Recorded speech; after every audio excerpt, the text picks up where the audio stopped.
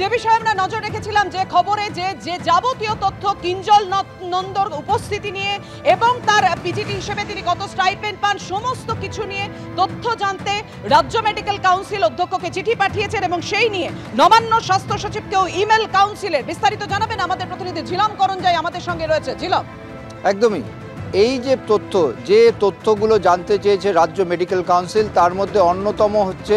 PGT হিসেবে doctor Kinjal Nanda কত stipend পান,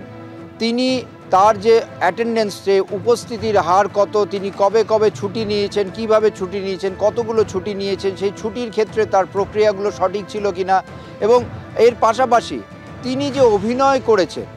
আন্দোলনের সময় বা আন্দোলনের পরে বিষয় না, তার এই পিজিটি থাকাকালীন তিনি যদি অভিনয় করে থাকেন সেই অভিনয়ের জন্য এনওসি নিয়েছেন কিনা, এনওসি তিনি কি কলেজ থেকে নিয়েছেন, বিভাগ থেকে নিয়েছেন বা দপ্তর থেকে নিয়েছেন বা নবান্ন থেকে কোথাও থেকে নিয়েছেন, সেই বিষয়গুলো তথ্য অনুসন্ধান করতে বিভিন্ন দপ্তরে বিভিন্ন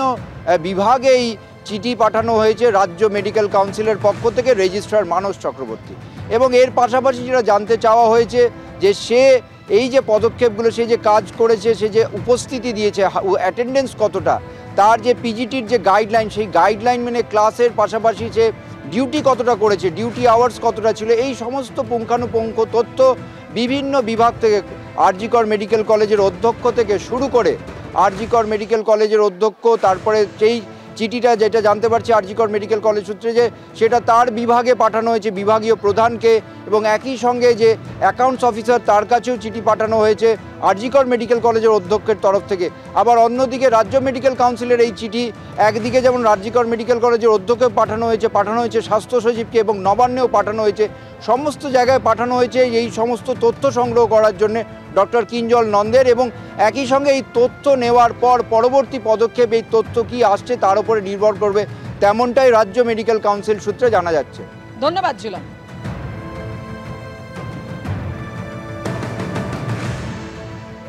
এবার আরজিকর কাণ্ডে সাজাপ্রাপ্ত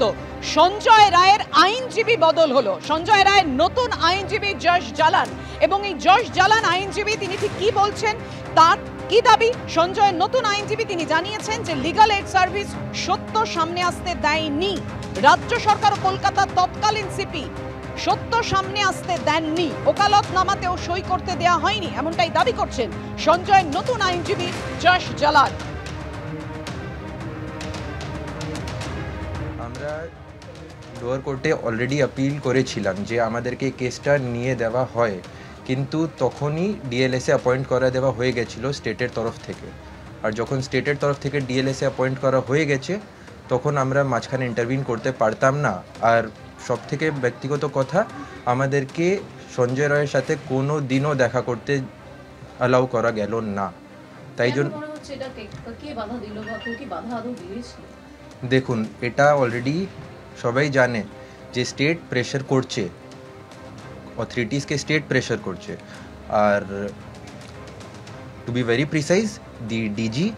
is putting pressure on the correctional home authorities to not allow anyone to meet Sanjay Roy.